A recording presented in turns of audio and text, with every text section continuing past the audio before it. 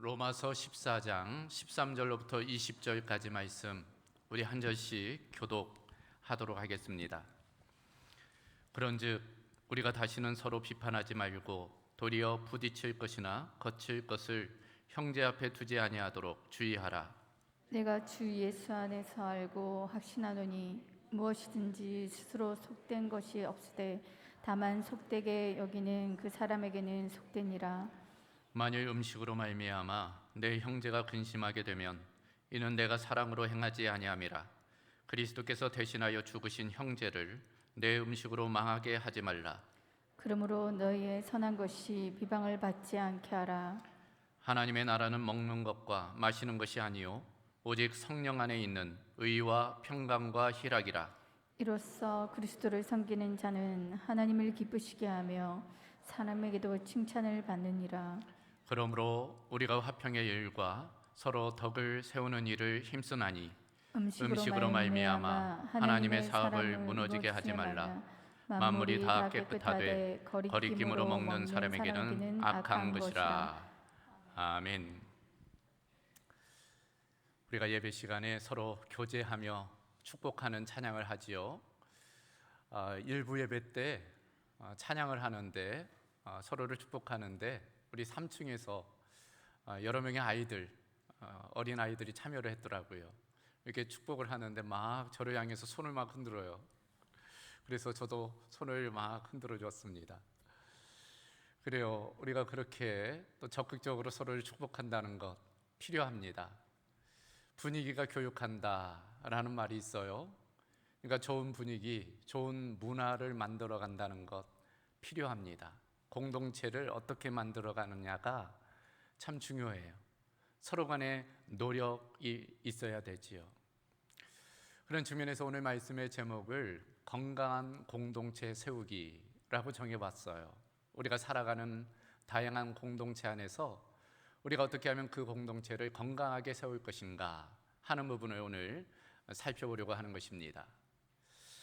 가을을 맞이했네요. 가을을 가리켜 영성의 계절이라고 부릅니다. 그래서 그런 말이 있어요. 가을에는 누구나 시인이 되고 누구나 철학자가 된다. 가을에는 괜히 생각이 많아지잖아요. 사색의 계절, 독서의 계절입니다. 그런 가을에 우리가 우리의 영성을 돌아본다는 것 필요합니다. 이와 같은 영성에는 개인 영성이 있고 공동체 영성이 있어요. 서로 다른 것일까요? 물론 조금 다른 측면이 있어요. 그러나 서로가 비슷한 면이 더 많은 것입니다. 개인 영성, 공동체 영성은 서로 영향을 미치며 함께 성숙해 가는 거예요. 특별히 우리 기독교 영성은 그렇습니다. 우리 기독교 영성은 공동체적인 성격이 있기 때문이에요. 사람마다 기질도 다르고 생각도 다르지만 공동체 안에서 같은 믿음, 소망, 사랑으로 자라가는 거예요. 본질적으로 우리는 교회 공동체 안에 서로 연결되어져 있는 것입니다. 머리 대신 주님, 몸된 교회, 우리는 각 지체로 연결되어져 있어요. 그래서 이 영성은 관계적인 측면이 있는 것입니다. 그래서 관계가 영성이다, 그런 말도 하는 것이죠. 여러분, 사람이 혼자 살 수 없다는 것에 동의하십니까? 동의하실 거예요. 물론 독신주의도 있지만 엄밀히 따져보면 그저 혼자 결혼하지 않고 살아갈 뿐이지 어떤 공동체에든 속해서 함께 살아가게 되는 거예요. 사회 구성원으로 어울려서 살아가게 되는 것입니다. 그래서 사람은 관계를 떠나서는 혼자 살아갈 수 없는 존재라 할 수 있습니다. 하나님께서 창조하실 때도 그랬죠. 모든 것을 창조하시고 좋았다고 말씀하셨지만 아담 혼자 있는 것에 대해서는 좋지 않게 여기셨어요. 그래서 하와를 만드시고 함께 살아가도록 그렇게 하셨던 것입니다. 관계 가운데 살아가는 존재로 우리 인간을 창조하셨다라는 것입니다. 그럼에도 불구하고 사람들은 그다지 길지도 않은 그 인생을 시기하고 질투하고 싸우고 경쟁하고 살 때가 많아요. 독성과 아집에 빠지고 또 증오와 반목으로 살아가는 경우가 맞는 것입니다. 그래서 원수를 맺고 사는 경우가 있는 거예요. 그러나 이런 관계는 공동체의 발전에 이롭지 않을 뿐더러 자신에게도 이롭지가 않은 것입니다. 어떤 자연 치유 운동을 하시는 분을 만난 적이 있어요. 그분이 그런 말씀을 하시더라고요. 건강에는 3요소가 중요하다. 먼저는 먹는 게 중요하다는 거예요. 몸에 좋은 것들을 먹어야 된다는 것입니다. 그 중에도 저지방 음식을 좀 먹어야 된다. 두 번째는 운동이에요. 운동을 너무 안 는다거나 너무 과도하게 한다거나 둘 다 안 좋다는 것입니다. 몸에 맞게 적당한 운동을 한다는 것, 건강에 필요하다는 것입니다. 마지막 세 번째가 마음의 평안이라는 거예요. 근데 가장 어려운 것이 바로 편안한 마음을 갖는 것이라는 것입니다. 그렇잖아요. 마음이 편하지 않기를 원하는 사람이 누가 있겠어요? 근데 그렇지 않을 때가 많은 것입니다. 그 이유는 관계 때문이죠. 편한 마음을 갖고 싶어도 관계가 어그러지면 그럴 수 없는 것입니다. 우리로서는 하나님과의 관계, 수직적인 관계가 중요해요. 더불어 사람과의 관계, 수평적인 관계가 중요한 것입니다. 형제가, 가족이, 이웃이 지금 고통 중에 슬퍼하고 애통하고 있는데 나만 웃고 즐거워할 수 없는 거잖아요. 그런 측면에서 관계가 중요한 것입니다. 그러므로 우리가 이웃과 더불어 어떻게 살아가느냐가 중요해요. 좋은 공동체를, 좋은 관계를 만들어 간다는 것 필요합니다. 혼자 살아가는 것이 아니기 때문이에요. 그래서 상호 존중, 상호 배려, 양보 이런 것들이 필요한 것입니다. 자, 우리 공도지역도 많은 변화가 있지요. 최근에도 이와 같이 아파트들이 많이 신축되고 있습니다. 교회 옆에도 지금 아파트가 신축해 올라가고 있는데, 여러분 우리 성도들도 많은 분들이 아파트에 기거하고 계세요. 거주하고 계십니다. 이 아파트의 사전적 정의가 이렇더라고요. 한 건물 내에 독립된 여러 가구가 거주할 수 있도록 지은 5층 이상의 공동주택. 두 단어가 강조되고 있어요. 독립과 공동이라는 거예요. 그러니까 독립하여 살아가지만 또 함께 살아가는 곳이 아파트라는 것입니다. 따로 또 같이 더불어 살아가는 공간, 그것이 아파트예요. 저희 사택도 아파트입니다. 간혹 집에 머물 때 방송이 나올 때가 있어요. 주로 이런 것들입니다. 흡연에 대한 문제. 그러니까 이 담배 냄새가 올라와서 고통스럽다는 거예요. 흡연을 좀 집에서는 하지 말아 주시라고 그런 방송들이 종종 들려옵니다. 혹은 층간 소음의 문제. 그래서 밤늦도록 이제 소리를 지른다거나 뭐 이런 것들 때문에 방송이 나와요. 애완견 문제, 애완견 소음과 배설물 처리 문제. 대표적인 것은 또 주차 문제죠. 주차를 제대로 하지 않고 이중주차 해놔가지고 뭐 연락처라도 좀 써놨어야 되는데 출근을 못 한다는 거예요. 그래서 방송이 나오는 경우가 있습니다. 나만 살아가는 공간이 아닌데, 함께 살아가는 공간인데 내 생각만 하다 보면은 불편함이 있는 거예요. 질서가 깨지고 관계가 깨지고 공동체가 어려워지는 것입니다. 함께 더불어 사는 세상에서는 그런 측면에서 다른 사람을 인식한다는 것, 나만 사는 것이 아니라는 것, 그걸 인식한다는 것이 필요해요. 또 배려하고 양보하는 소위 공동체 의식이 필요한 것입니다. 그와 같은 공동체가 무엇이 있을까요? 가장 작게는 가정이에요. 좀 더 범위를 넓어가면 직장도 있고 우리 교회도 공동체고 또 국가도, 더 나아가서는 세계가 한 공동체입니다. 혈연으로 우리가 묶여 있을 수도 있고 지연 학연으로도, 운동그룹, 취미그룹, 봉사그룹으로도 우리가 얼기설기 엮여져 있는 거예요. 교회도 그렇습니다. 교회도 다양한 모임들이 있어요. 구역 모임이 있고 나이대별 선교의 모임도 있고 직분별 모임도 있고 봉사그룹도 있고, 그러니까 그런 다양한 공동체 안에 내가 속해 있다는 것을 아는 게 중요합니다. 그리고 그 중심에는 관계가 있어요. 좋은 관계를 만들어 가야 되는 것입니다. 좋은 공동체를 세워가야 돼요.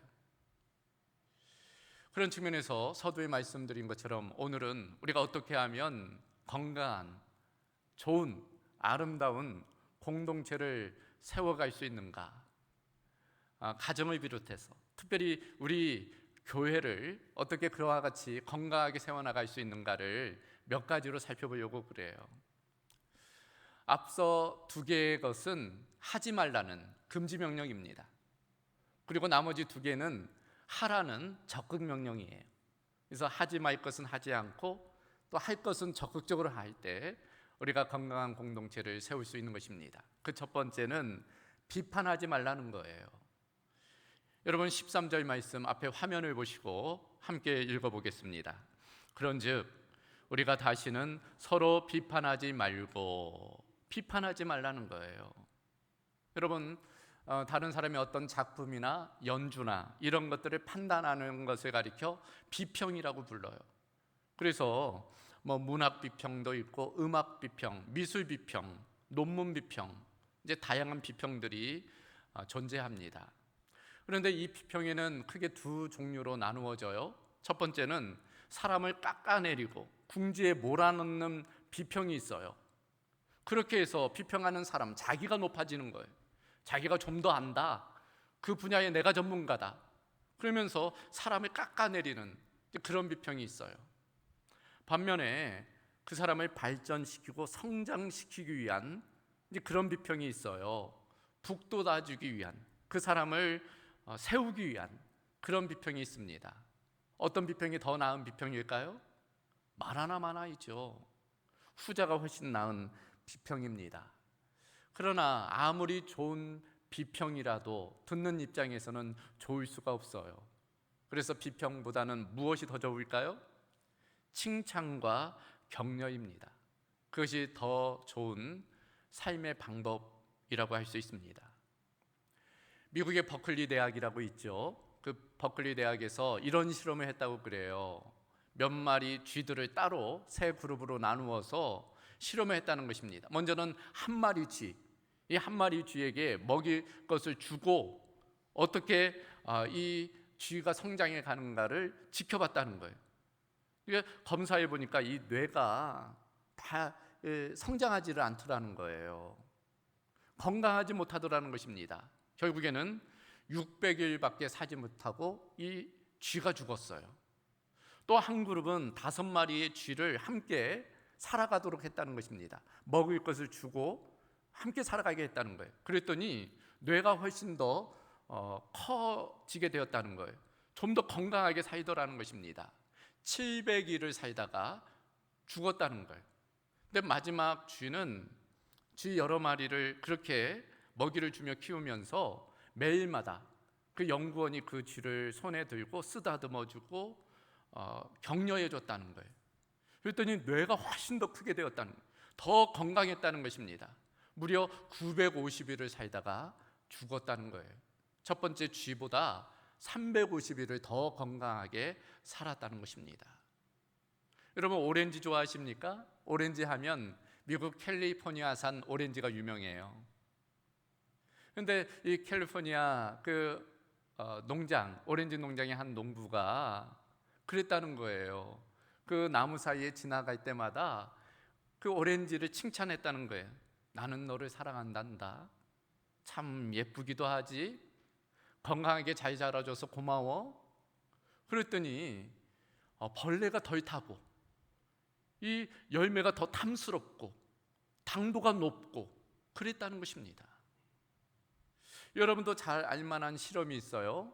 에모토 마사루라는 분의 물에 관한 실험입니다. 밥을 가지고도 실험한 그런 것들이 있잖아요. 물은 답을 알고 있다라는 책을 보면은 이 물을, 컵에 담겨진 물을 향해서 어떻게 말하느냐에 따라서 그 물의 결정체가 달라진다는 거예요. 물을 향해서 칭찬하고 격려하고 하면은 물의 결정체가 아름답게 아주 규칙적으로 그렇게 되어진다는 것입니다. 반대로 물을 향해서 저주하고 책망하면 결정체가 깨진다는 거예요. 험악하게 바뀐다는 거예요.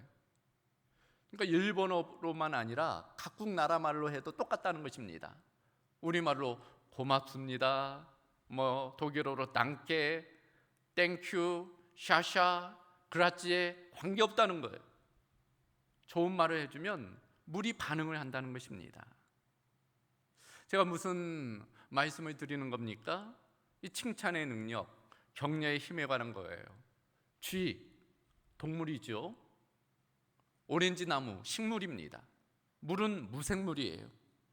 그럼에도 불구하고 칭찬과 격려에 반응을 한다는 거예요. 긍정적으로. 반면 저주나 이런 부정적인 말에 대해서도 반응을 한다는 것입니다. 부정적으로. 하물며 사람은 어떨까? 사람을 칭찬하고 격려하면 그 인생이 어떨까? 여러분, 사람 대부분이 물로 구성되어져 있잖아요. 수정체로 있을 때는 99%가 물이랍니다. 갓 태어났을 때는 90% 정도가 물이래요. 우리는 한 70%가 물입니다. 그러니까 이 70%로 된 우리 인간이 칭찬과 격려하면 어떻게 바뀔까? 우리가 짐작해 볼 수 있어요. 반대로 욕하고 저주하면 또 어떻게 바뀔까? 생각해 볼 수 있습니다. 다이아몬드로 빛나게 바뀔 수도 있고, 가을에 떨어지는 낙엽처럼 시들시들해질 수도 있는 거예요. 실제로 사람은 물이나 나무나 동물보다 더 민감하잖아요. 우리는 영혼을 가진 존재입니다. 그 존재를 향해서 비난하고 무시하고 부정적으로 말하면 결국 하나님을 부정하는 거예요. 하나님의 형상대로 창조된 존재이기 때문입니다. 그래서 주님께서는 비판하지 말라라고 말씀하시면서 동시에 아주 엄중한 말씀을 하신 바가 있습니다. 마태복음 5장 22절에 보면 형제에게 노하는 자마다 심판을 받게 되고 형제를 대하여 라가라 하는 자는 공회에 잡혀가게 되고 미련한 놈이라 하는 자는 지옥불에 들어가게 되리라. 참으로 무서운 말씀이에요. 내가 무슨 말을 하느냐에 따라 내가 책임져야 한다는 것입니다. 그래요, 우리는 비판이나 비난을 통해서 누군가를 변질시킬 수 있어요. 반면 칭찬과 격려를 통해서 누구를 변화시킬 수 있습니다. 변질과 변화 한 끗 차이예요. 그런 측면에서 우리가 건강한 공동체를 세우기 위해서는 비난, 비판보다는 칭찬과 격려가 필요한 것입니다. 우리 공동체 안에도 그런 역사가 있기를 주님의 이름으로 소망합니다. 두 번째로, 건강한 공동체를 세우기 위해서는 비방받지도 말라. 오늘 말씀합니다. 자, 16절 말씀 화면을 보시고 같이 읽어보겠습니다. 그러므로 너희의 선한 것이 비방을 받지 않게 하라. 비방을 받지 않게 하라는 거예요. 그러니까 다른 사람을 비난하고 비판하는 것도 문제지만 그런 비난이나 비판받을 일을 하지 않는 것도 중요하다는 거예요. 비난받을 일을 먼저 않는 것, 중요한 것입니다. 실제로 오늘 본문의 대상인 로마 교회를 보면 그 성도들, 그 로마의 영향력 하에 있었습니다. 로마 안에 있는 교회와 성도이기 때문이죠. 근데 문제는 이 로마 사회가 우상이 창궐하고 또 도덕 윤리가 타락한 곳이었다는 거예요. 그것이 교회에 영향을 미치는 것입니다. 부정적인 영향. 그 중심에는 먹고 마시는 문제가 있었어요. 그런 것들이 알게 모르게 교회 성도들에게도 영향을 주어 먹고 마시는 문제가 교회 안에 이슈가 된 것입니다. 그래서 바울 사도가 15절에 이렇게 말하고 있는 거예요. 만일 음식으로 말미암아 내 형제가 근심하게 되면 이는 내가 사랑으로 행하지 아니함이라. 그리스도께서 대신하여 죽으신 형제를 내 음식으로 망하게 하지 말라. 그러니까 당시 믿음으로 구원받고 또 믿음으로 자유케 된다. 우리는 해방되었다. 그런 미명하에 삶의 그런 부분에 있어서는 구별된 모습으로 살지 못하는 그런 사람들이 있었다는 거예요. 세상 사람들과 똑같이 먹고 똑같이 마시는 이제 그런 것들이 교회 내에 다툼과 갈등을 일으키게 된 것입니다. 그런 일들로 비방받아서는 안 된다. 지금 바울이 엄히 이야기하고 있는 것입니다. 그리고 세상 사람들은 우리 교회와 성도들에 대한 기대가 있어요. 자기들과는 좀 다른 모습으로 살아갈 것에 대한 기대를 가지는 거예요. 만약 그렇지 않으면 교회를 비난하고 비판하게 되는 것입니다. 그런 측면에서 우리가 엄중히 우리 자신의 삶을 돌아봐야 돼요. 구별된 모습으로 살아가야 되는 것입니다. 먹고 마시는 문제, 사소한 문제로 치부해서는 안 돼요. 대표적인 것이 뭐가 있어요?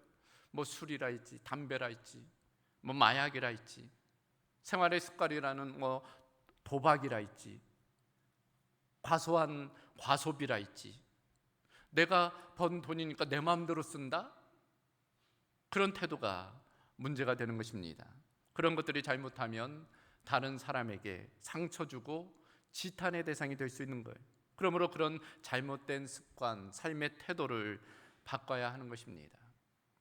가끔씩 이런 말씀을 드리면 그렇게 말씀하시는 분이 계시지요. 그런 것들은 비본질적인 것 아니냐고, 지엽적인 문제가 아니냐고, 구원받는 데 있어서 술 마신다고 무슨 문제가 되고 담배 핀다고 무슨 문제가 되냐고, 본질적인 것을 추구해야지, 그런 말씀하시는 분들이 계세요. 맞는 듯 하지만 그렇지가 않습니다. 말은 그럴싸하지요. 그러나 전혀 그렇지가 않아요. 여러분, 본질과 비본질을 어떻게 구분합니까? 무자르듯 이건 본질, 이건 비본질, 그렇게 구분할 수 있는 문제가 아니에요. 본질 안에는 비본질적인 것이 포함되어져 있고 비본질적인 것 안에는 본질적인 것이 포함되어져 있어요. 마치 경건의 모양과 경건의 능력이 함께 가는 것과 마찬가지입니다. 형식과 내용이 함께 가는 것과 마찬가지예요. 여러분, 자유와 방종은, 순종과 거역은, 믿음과 의심은 한 끗 차이예요. 그런데 그 작은 차이가 큰 결과를 가져옵니다. 그래서 그런 말을 하지요. 악마는 디테일에 숨어 있다. 악마는 디테일에, 아주 사소한 것에 숨어 있다는 거예요.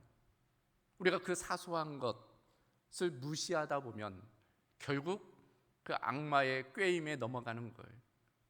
사소한 것은 없어요. 그래서 우리는 우리 삶의 여러 모양들을 좀 돌아봐야 되는 것입니다. 오늘 말씀, 먹고 마시는 것을 조심하여 비방받지 말라는 것은 결국 우리의 삶의 태도에 관한 거예요. 물질을 어디에 쓰고 재정을 어디에 쓰고 우리의 삶의 경건의 모습이 어떠한지를 돌아보는 것입니다.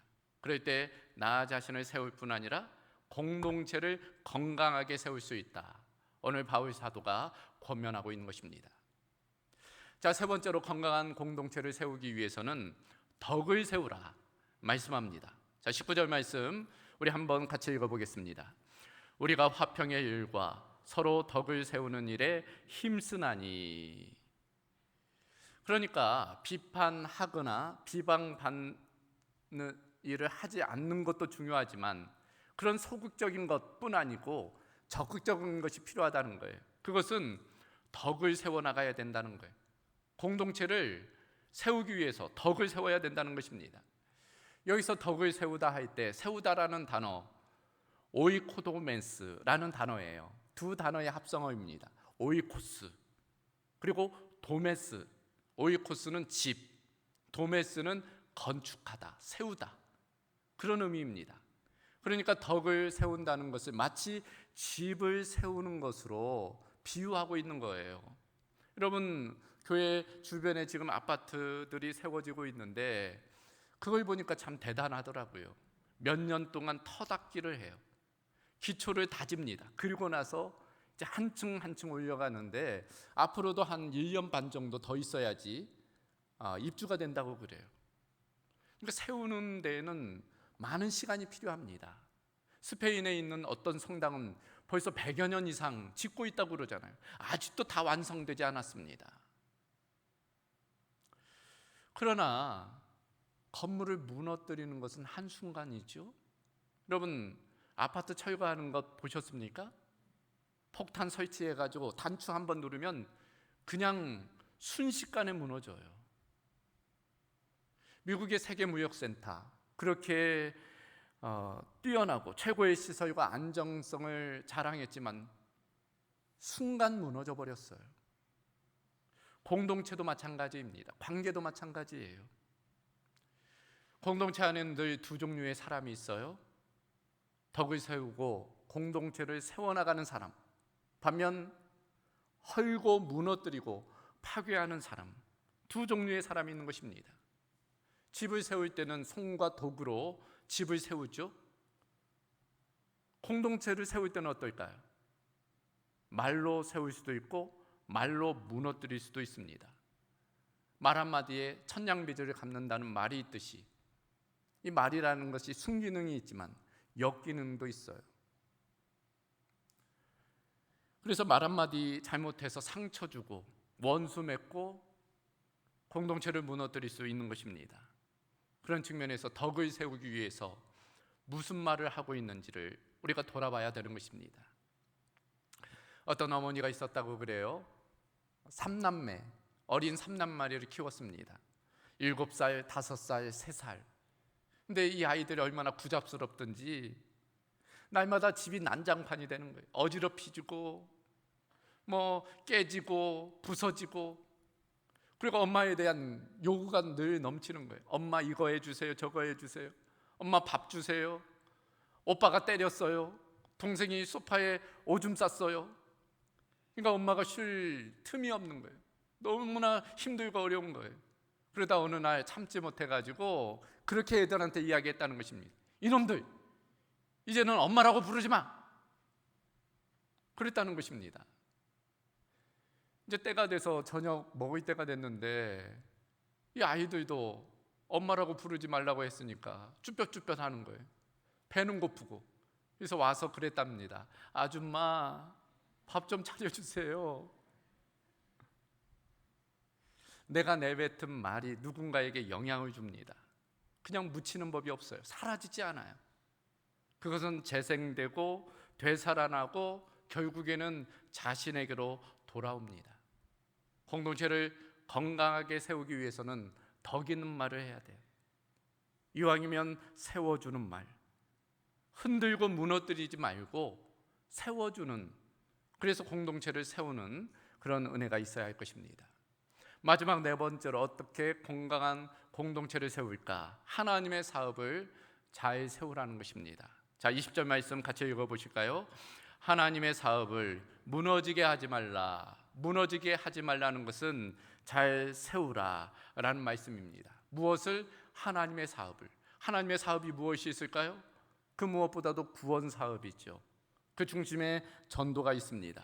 하나님께서 그 아들 예수님을 선교사로 이 땅에 보내셨잖아요. 복음을 전하게 하셨습니다. 그리고 우리를 위해서 십자가에 달려 죽으셔서 우리를 구원해 주셨어요. 그리고 그 제자들에게 그 일을 부탁하셨습니다. 주님 오실 때까지, 땅 끝까지 주의 복음을 증거하라. 그래서 우리는 증인된 사명이 있습니다. 우리를 통해서 하나님의 나라를 우리가 이루어 가야 돼요. 이 일에 우리가 함께 마음을 모아가야 됩니다. 그런데 이 일을 방해하는 사람들도 있다는 거예요. 그래서는 안 된다는 것입니다. 그런 사람들에 대해서 예수님께서는 엄중하게 경고하셨습니다. 마태복음 12장 31절을 보면 사람에 대한 모든 죄와 모든 모독은 사하심을 얻되 성령을 모독하는 것은 사하심을 얻지 못하겠고, 또 누구든지 말로 인자를 거역하면 사하심을 얻되 누구든지 말로 성령을 거역하면 이 세상과 오는 세상에서도 사하심을 얻지 못하리라. 성령을 모독하는 것, 성령을 거역하는 것, 무엇이 있는가? 그 중심에는 영혼을 구원하는 것이 있어요. 그것만큼 성령을 회방하는 것은 없기 때문이에요. 그런 사람들에 대한 엄중한 경고라 할 수 있습니다. 그러니까 조심해야 돼요. 우리가 이 영혼을 구원하는 일에 마음을 모아야 되는데, 그러자고 할 때 죄를 뿌리는 사람이 있잖아요. 뭐 전도한다고 뭐 대수느냐, 전도해도 아무 소용없다, 찬물을 끼얹는 경우가 있어요. 그래서는 안 되는 것입니다. 함께 마음을 모아 그 하나님의 사업, 구원 사업에 함께 힘을 모아야 되는 것입니다. 더불어 하나님의 사업이 무엇이 있을까? 교회의 사역들이에요. 교회에서 진행되는 여러 사역들, 그것이 곧 하나님의 사업입니다. 여러분, 사도 바울은 교회를 가리켜 이렇게 이야기를 합니다. 하나님이 자기 피로 사신 교회, 교회에 대한 정의입니다. 하나님께서 피값으로 사신 것이 교회라는 거예요. 우리 공동체라는 것입니다. 그래서 교회는 소중한 거예요. 우리는 머리 대신 주님의 몸이에요. 그 몸에 붙어진 각 지체입니다. 그래서 우리는 교회를 아끼고 사랑해야 돼요. 교회를 비난하거나 폄훼하거나 얕잡아봐서는 안 돼요. 세상 사람들은 설령 그럴지라도 우리는 그래서는 안 됩니다. 근데 간혹 교회 안에 있는 사람들조차 교회를 폄하하는 경우가 있어요. 물론 뭐 교회가 잘 되라고 하는 말이라고 하지만 조심해야 됩니다. 그걸 경계해야 돼요. 하나님은 교회를 통해서, 교회의 사역을 통해서 하나님의 사업을 이루어 가시기 때문입니다. 교회를 멀리하면서 신앙이 자랄 수는 없어요. 교회를 비난하면서 믿음이 성장할 수는 없습니다. 그러면 소위 영적 경색 현상이 일어나요. 여러분, 동맥경화 아시죠? 동맥경화가 일어나면 혈액이 공급되지 않아서 뇌혈관이 막히면 뇌졸중이 생겨요.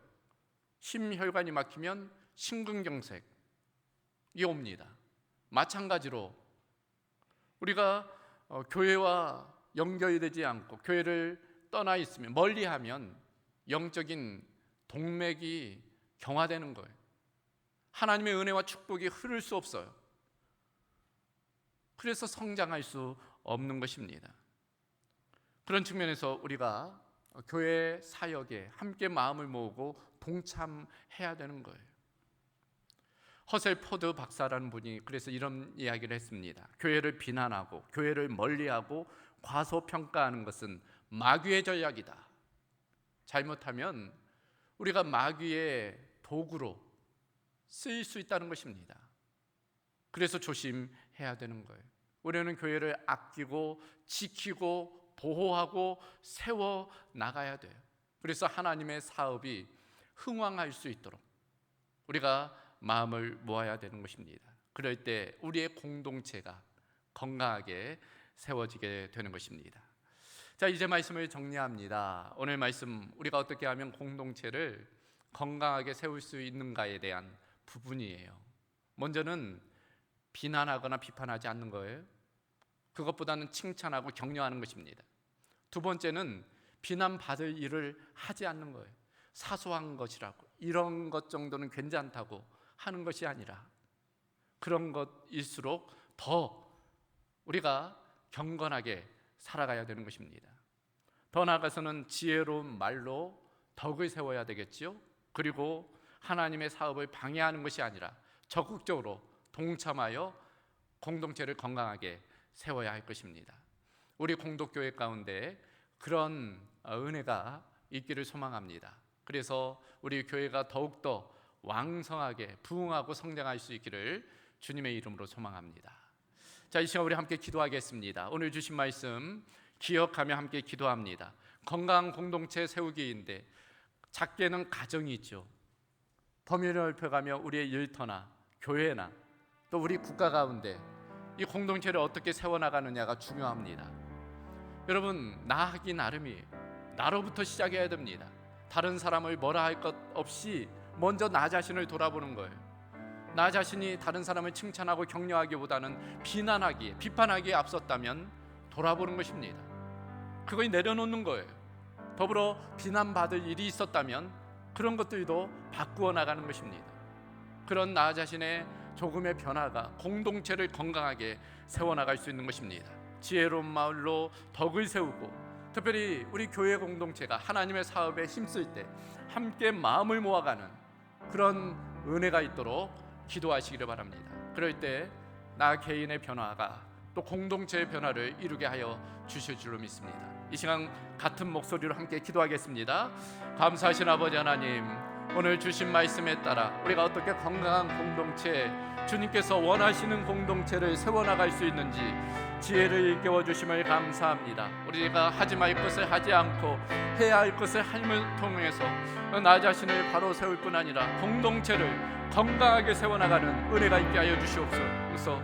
나와 공동체가 상호 영향력을 주고받을 수 있다는 것 깨달아 알게 하여 주시옵시고, 공동체의 안녕이 나 자신의 안정 지대한 영향을 미치는 것을 깨달아 알아 공동체를 위한 섬김과 헌신이 우리 가운데 있게 하여 주시옵소서.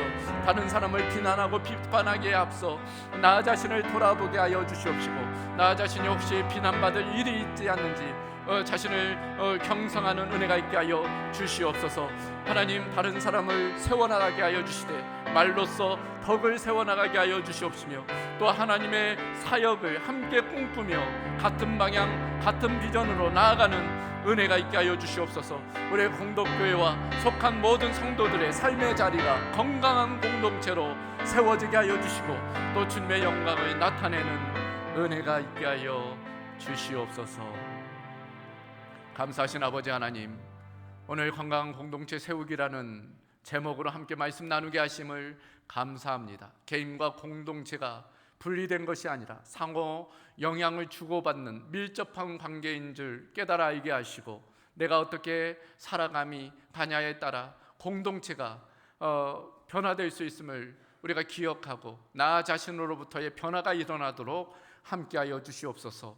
다른 사람을 비난하거나 비판하기보다는 칭찬과 격려에 힘쓰게 하시고, 또 비난받을 일을 하지 않도록 늘 주님의 뜻에 따라 살아가는 은혜가 있게 하여 주시옵소서. 덕을 세워 건강한 공동체를 세우는 은혜가 있도록 주님 함께하여 주시옵소서. 모든 것 주께 의탁하오며 우리 주 예수 그리스도의 이름으로 기도하옵나이다. 아멘.